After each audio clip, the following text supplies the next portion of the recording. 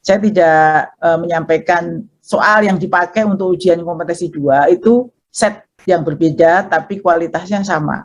Jadi kita punya set soalnya banyak, itu yang nanti akan diacak dipakai di ujian kedua. Kurang lebih substansi, tingkat keberatannya, tingkat kesukaran, daya pembedanya sama. Tidak ada penurunan kualitas soal. Semua afirmasi masih digunakan di ujian kedua.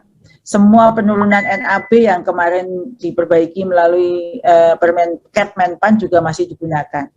Silakan bersiap-siap Bapak Ibu, tetap semangat ya, jangan mengeluh terus, tetapi kesampingkan dulu semua keluhan, tetapi yang paling diutamakan adalah kesiapan fisik dan mental untuk ujian kedua. Jadi tidak ada gunanya terus mengeluh, menghujat, dan mengomel-omeli orang. Yang penting itu tetap hasil ujian, ya, apapun itu. Kalau memang ada ketidakpuasan, silahkan. Itu nanti bisa disampaikan melalui saluran-saluran yang resmi. Kalau untuk NAB, untuk semuanya itu di Panselnas ya. Kalau di Kemendikbudristek ini hanya menyiapkan penyelenggaraan ujiannya. Jadi panitia ujian ini bukan hanya Kemendikbud, tetapi penyelenggara ujiannya untuk ujian seleksi ini semua ada di Kemendikbud, tetapi semua keputusan tentang nilai ambang batas, afirmasi, perubahan mekanisme itu adanya di Panselnas. Demikian Pak materi dari saya, semoga bermanfaat untuk Bapak Ibu semuanya. Jika ada pertanyaan dipersilahkan nanti dalam forum ujian. Itu P3K itu adalah pegawai pemerintah dengan perjanjian kerja, pemberi kerjanya adalah kepala daerah. Jadi bukan menteri ya, bukan kementerian. Jadi disebut dengan P3K itu antara penerima dan pemberi kerjanya itu pemerintah daerah. Karena pemerintah daerah maka gajinya harus melalui DAU, dana alokasi umum. Dana alokasi umum itu diperoleh melalui dana transfer umum yang diberikan oleh pemerintah pusat. Jadi sebenarnya itu gajinya memang APBN, tetapi mekanisme penggajian guru P3K dan seluruh P3K daerah itu melalui dana alokasi umum yang sudah tertulis di situ di dalam peraturan undang-undang APBN. Ya, kalau undang-undang APBN yang kemarin sudah dibaca untuk tahun 2021, RUU APBN 2022, saya sudah melihat bahwa itu sudah dituliskan di situ. Ada earmark itu hanya boleh dicairkan untuk kepentingan itu, earmark untuk beberapa hal, antara lain gaji P3K yang mempertimbangkan seleksi, kemudian juga untuk gaji P3K yang mempertimbangkan seleksi, kemudian untuk pemulihan ekonomi dan penanganan COVID. Pemerintah daerah memang harus pandai untuk membagi, jadi tidak ada kamar-kamar khusus dari yang di earmark itu. Nah, untuk tahun 2022 semestinya setiap pemerintah daerah sudah mempertimbangkan berapa orang ASN P3K yang akan diangkat dan diperhitungkan gajinya. Sedangkan untuk tahun ini paling tidak kan tinggal 1 bulan ini saja gitu ya. Itu sebenarnya ada yang 15 triliun yang di earmark untuk kepentingan itu tadi. Tapi berdasarkan audiensi dengan beberapa pemerintah daerah yang datang ke Kemendikbudristek di GTK, sebagian anggaran sudah digunakan untuk kepentingan lain. Jadi begitu yang harus diketahui. Yang memang sudah disepakati dan Bu Menteri Keuangan sendiri yang sudah menyampaikan pada saat peluncuran seleksi ASN P3K kemarin ya Pak ya, seperti itu. Kemudian yang kedua terkait dengan yang sudah lolos passing grade tetapi belum mendapatkan informasi, kami sedang memikirkan apakah yang bersangkutan kebijakan-kebijakan baru terkait dengan hal ini. Ini nanti akan disampaikan pada saat menjelang pengumuman pembukaan formasi seleksi tahap kedua. Tapi sebenarnya begini, dalam setiap persaingan itu pasti ada pemenang. Itu namanya ujian ya. Kalau dalam setiap ujian itu ada rankingan dimanapun adanya gitu ya, dan itu diatur dalam peraturan Permenpan untuk semuanya. Jadi kalau guru ini kemarin Kemendikbudristek melakukan 3 kali, itu memberikan kesempatan pada guru-guru untuk lebih banyak mencoba, untuk dapat mencoba. Kalau sekarang belum lulus, mungkin ada pertimbangan psikologis atau hal lain, maka diberi kesempatan kedua dan ketiga. Sedangkan untuk P3K yang Jafung yang lain tidak ada, hanya 1 kali itu sudah menentukan nasibnya. Mekanismenya sama persis, jadi ada perankingan. Jadi kalau kita lihat ada orang yang sama-sama bagus, tentu kan diambil yang terbaik. Itu sebuah mekanisme yang wajar. Dan kalah ranking, meskipun dia di CPNS itu sudah terjadi seperti itu. Itu hanya sebuah pengertian saja kepada Bapak Ibu guru, bahwa dalam sebuah perebutan satu jabatan, itu kan semuanya harus mempertimbangkan mana yang terbaik ya. Dan nanti untuk supaya dia berlaga lagi di berikutnya, skornya masih boleh digunakan loh. Jadi kalau nanti pendaftaran kedua, mereka yang sudah punya skor yang bagus, jika melamar ke jabatan yang sama, itu masih bisa dipakai tanpa harus ikut ujian. Tapi kalau melamar jabatan yang berbeda kan berarti kan uji kompetensinya beda ya. Itu harus ikut ujian. Jadi menurut saya mereka yang sudah lolos passing grade tetapi kalah ranking itu harus dipahami terlebih dahulu bahwa itu sebuah mekanisme yang biasa dalam sebuah seleksi. Kalau seleksi itu kan pasti milih yang terbaik, bukan begitu Bapak Ibu? Kalau misalnya, dan tidak hanya passing grade batasnya, karena batasnya pasti yang terbaik, karena kan dalam ikut seleksi banyak sekali orang pintar yang berlaga. Orang pintar yang berlaga itu pasti semua lolos passing grade, jadi bisa jadi passing grade-nya memang rendah sehingga orang banyak masuk, sehingga setelah itu akan dipilih mana yang terbaik. Yang kalah ranking itu hal yang wajar. Meskipun itu hal yang wajar, kami juga memikirkan yang terbaik lah buat mereka Bapak Ibu guru yang sudah kalah ranking, karena ini agak beda dengan persaingan CPNS. Kalau CPNS kan memang beliau-beliau atau mereka-mereka yang ikut itu adalah orang-orang fresh graduate, sedangkan ini adalah Bapak Ibu guru yang sudah bekerja, hanya penempatan saja disesuaikan. Seperti itu Bu, jawabannya dari saya. Terima kasih. Ya, kalau Kemenak itu punya kebijakan dari Kemenak sendiri Bu, karena kalau ya Kemenak itu ada peraturan Menteri Agama yang mengatur terkait dengan pengadaan guru, pembinaan, pengembangan, dan semuanya ada di Kemenak. Jadi untuk Kemenak, kebijakannya di Kemenak. Dan di Kemendikbud itu di Kemendikbud. Jadi maka Kemenak itu usulannya hanya sedikit sekali. Itu ya Bu ya. Itu saja, jadi ada beda kebijakan di dalam hal ini. Ibu dari swasta ya Bu ya?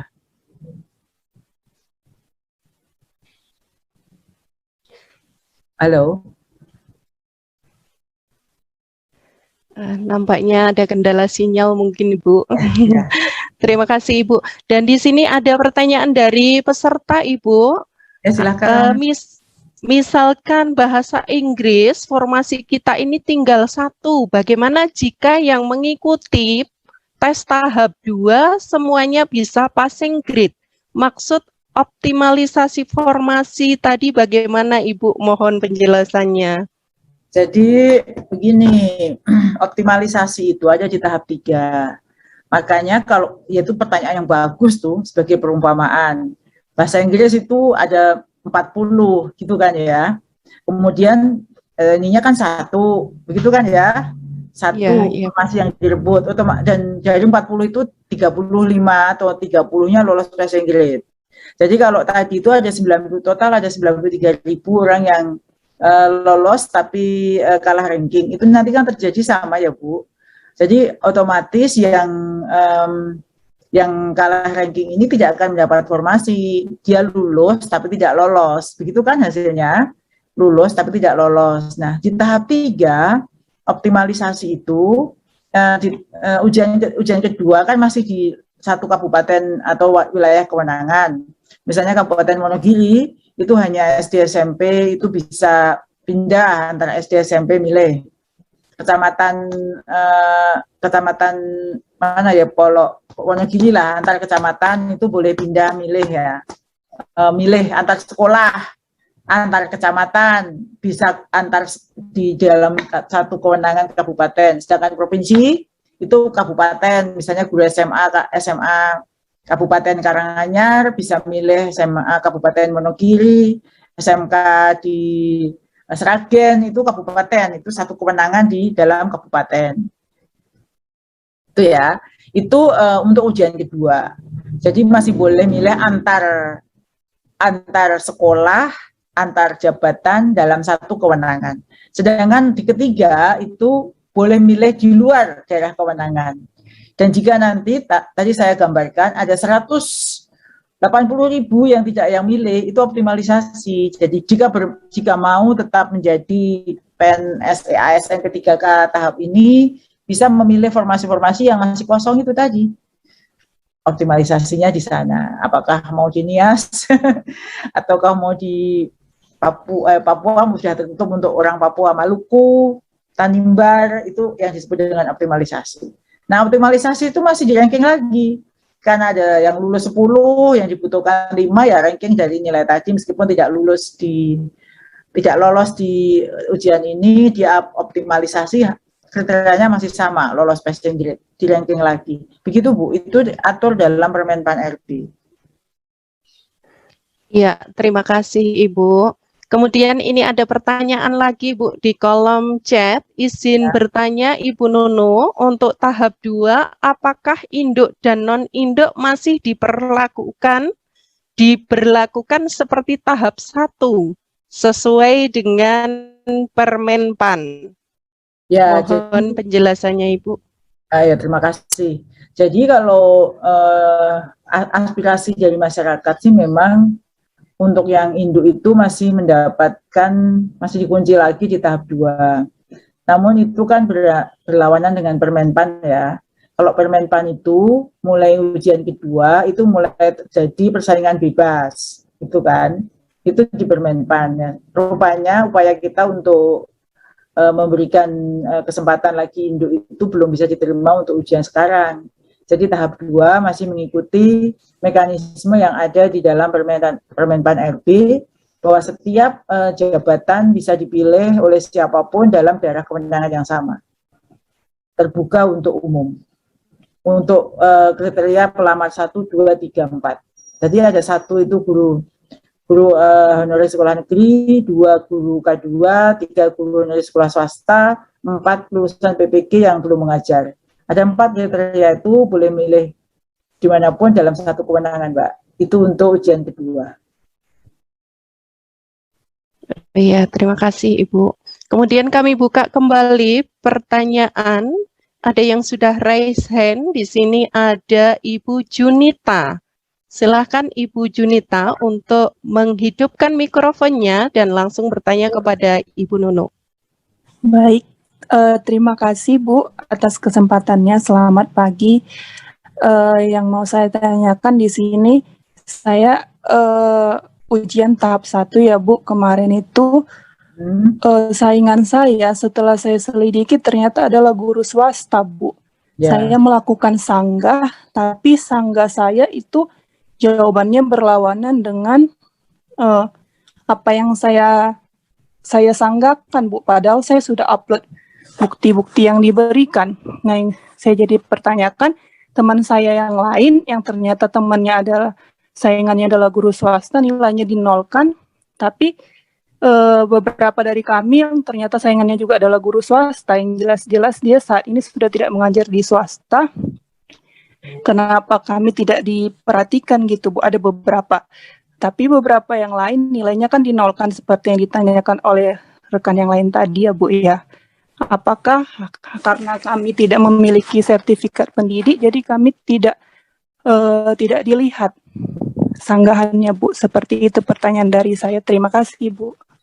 Ya, saya jawab langsung ya Mbak. Jadi begini. Setiap sanggah yang maju itu kita konfirmasi dengan bukti fisik. Jadi bukti fisiknya itu tertera dalam Dapodik. Ada juga yang salah ya, misalnya yang salah itu contoh teman-teman itu sebenarnya bukan salah, karena dia itu sebenarnya sudah pindah di sekolah swasta, ditugaskan di sekolah swasta, tetapi Dapodiknya tuh masih ada yang menggunakan masa, karena kan di situ adalah yang boleh ikut ujian adalah guru yang terdaftar di Dapodik. ya, dan guru yang penting terdaftar di Dapodik.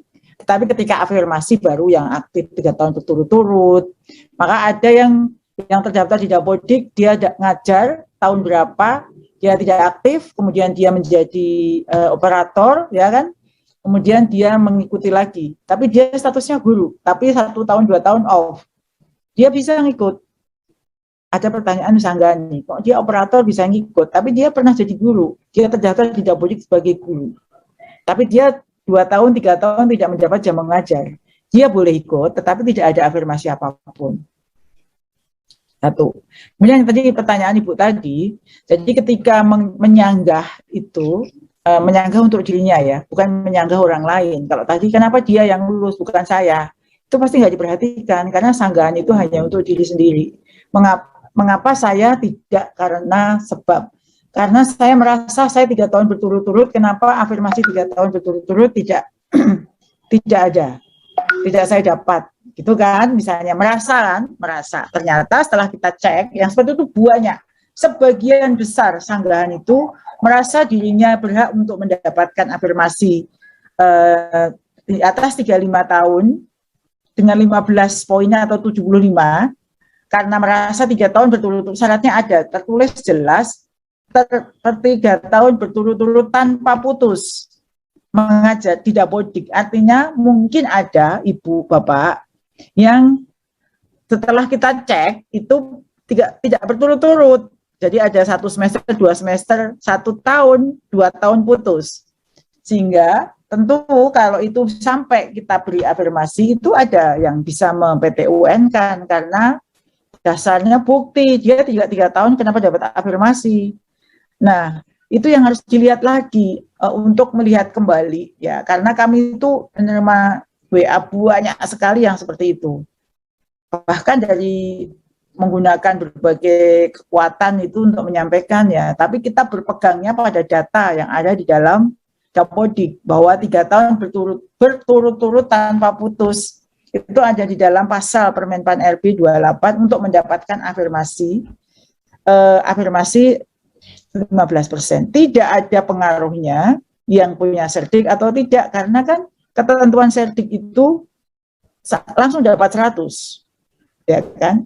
Serdik itu langsung, yang guru negeri yang punya serdik itu pasti lolos, karena dia dapatnya kompetensi teknis 100. Sedangkan guru swasta itu sudah pasti, kalau kok ada swasta yang tidak, ada swasta yang nilainya 0, berarti dia sebenarnya dari swasta sudah secara sah kita teliti, dia sudah menjadi guru negeri, dia tidak dapat afirmasi, tetapi dia jadi guru negeri yang skornya tidak 0 ya. Jadi itu semuanya dasarnya adalah bukti. Jadi kalau menyanggah, sanggahannya itu mengapa dia lulus, itu pasti tidak diperhatikan. Karena sanggah itu adalah untuk dirinya, bukan untuk orang lain. Sedangkan sanggah yang untuk orang lain, itu misalnya Kadis, Kepala Dinas, itu bisa bersurat. Ya, tidak ada dalam SSC ASN, tapi karena dia yang tahu persis data A, B, C, D, dia bisa bersurat. Itu baru nanti menjadi pertimbangan tim Panselnas. Itu kira-kira jawabannya ya, Bapak Ibu. Iya, terima kasih Ibu. Dan ini ada satu lagi Ibu. Ya. Dari peserta, kapan pemberkasan lolos tahap 1 Ibu? Kemudian mungkin nggak jika di tahap 2 pemerintah kabupaten menutup untuk pengisian formasi di tahap 3? Ya. Mohon penjelasannya Ibu. Ya, pemberkasan itu nanti tolong Bapak Ibu ngecek di akun SSCASN-nya. Karena di situ SSCASN pemberkasan itu sudah bukan kewenangan kita Kemendikbud ya. Kita sudah mau menyediakan, dan pemberkasan itu ada di BKD. Jadi nanti BKD yang mengirimkan pesan lewat akun SSCASN-nya, seharusnya ini sudah dimulai. Tapi memang mungkin belum, karena kan baru ketentuan ujian seleksi kedua ini kan baru akan dibuka. Sedangkan pertanyaan kedua, ini pertanyaan terakhir ya Mbak, kan jam 11 saya ada agenda. Saya tahu kalau banyak sekali yang raise hand ya, dan nanti akan saya buat ini IG live, nanti saya umumkan kalau memang ada pertanyaan di live IG. Tapi pertanyaan yang kedua tadi itu tidak disetujui oleh Panselnas. Jadi ada daerah-daerah karena mempertimbangkan anggaran. Jadi sebenarnya anggaran itu ketidakpahaman ya, bukan ketidakpahaman. Informasi dari DJA, Direktorat Jenderal Anggaran itu belum sampai dengan baik kepada daerah, bahwa merasa anggaran DAU-nya tidak ada. Sebenarnya itu ada. Sehingga mereka kemarin sudah teridentifikasi, kemarin sore, hari Jumat sore, itu rapat Panselnas membahas hal ini. Itu tidak disetujui. Jadi daerah-daerah yang sudah tanda tangan surat pernyataan SPTJM bahwa Kabupaten A akan menerima formasi 3.000, ternyata di ujian 1 baru lolos 1.000, yang 2 mau ditutup. Itu kan ya, yang pertanyaannya tidak mau lagi itu tidak diterima. Jadi tetap akan dibuka formasi sesuai yang awal 506.000. Demikian Bapak Ibu yang saya cintai, saya hormati, saya banggakan. Jawaban dari saya itu sekaligus saya tadi sambil paparan, sambil menjawab berbagai pertanyaan publik terkait dengan beberapa hal. Saya berjanji akan memberikan satu forum untuk teman-teman khusus ini di lain waktu, karena saya tahu banyak sekali yang mengganjal di hati Bapak Ibu terkait dengan hal ini, terkait dengan seleksi guru P3K ini. Banyak sekali yang tidak dipahami. Jadi setiap apapun yang Bapak Ibu sampaikan, buruk atau tidak, yang saya sampaikan Mbak Parianti, itu di akun saya itu 50% haters, 50% bukan. Saya tidak menganggap dia sebagai haters yang mengata-ngatai, karena saya menyadari setiap pernyataan itu ada latar belakangnya. Jika kekecewaan itu pasti ada sebabnya. Melihat sesuatu dari perspektif yang berbeda. Saya menyadari dan saya kadang berpikir dalam posisi Bapak Ibu guru honorer yang ingin mendapatkan kepastian. Jadi apapun umpatan yang saya terima itu saya anggap sebagai informasi. Mungkin ini karena ketidaktahuan, maka saya sampaikan dalam setiap kesempatan seperti ini itu pelurusan informasi. Semoga apa yang saya sampaikan itu sedikit bisa menambahkan wawasan dan pemahaman Bapak Ibu tentang seleksi guru ASN P3K. Yakin bahwa Kemendikbudristek itu ada di belakang Bapak Ibu guru, karena Bapak Ibu lah aset kami, yang kami sedang berjuang bagaimana guru-guru ini bisa mendapatkan kepastian. Jadi yang perlu dipahami adalah itu. Dan ada kamar-kamar tempat bekerja masing-masing yang semuanya itu salurannya bukan hanya di Kemendikbudristek. Itu mungkin Mbak Parianti, terakhir karena jam 11 saya harus ada kegiatan yang lain. Mohon maaf jika tidak bisa memenuhi semua harapan Bapak Ibu dalam pertanyaan, dan kepada Ibu Yuli, terima kasih untuk forum ini dan teman-teman IGI, karena saya berarti bisa menyalurkan beberapa informasi yang bisa diterima oleh teman-teman guru. Harapannya sih ini live IG ya Mbak, nggak tahu Mbak, live YouTube live apa enggak, itu bisa dilihat, baca, dan didengar. Terima kasih. Assalamualaikum warahmatullahi wabarakatuh. Ya, Ibu, sekali lagi kami ucapkan terima kasih. Info dari Ibu sangat luar biasa. Semoga apa